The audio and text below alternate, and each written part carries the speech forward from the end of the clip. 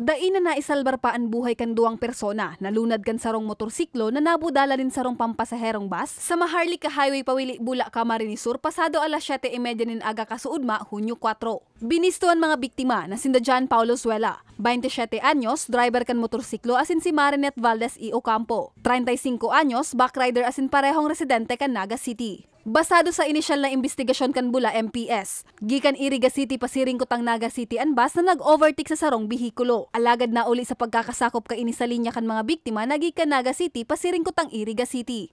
Napag-araman na may mga sulot man na helmet ang mga biktima. Alagad sa kusog kan impact, nakalasik ang mga ininin haros 5 sa 10 metro na nagkausanin mga seryosong lugad. Ipigdara pa man kuta sinda sa Bula Rural Health Unit, alagad pigdeklara man sa nang dead on arrival.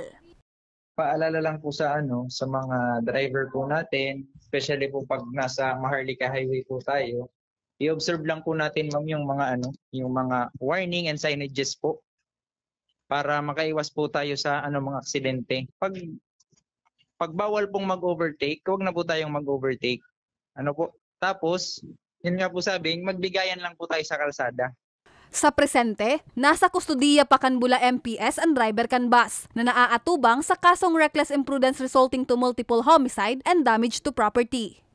Para sa mga baretang tatak Bicol, Jennifer Pulinar.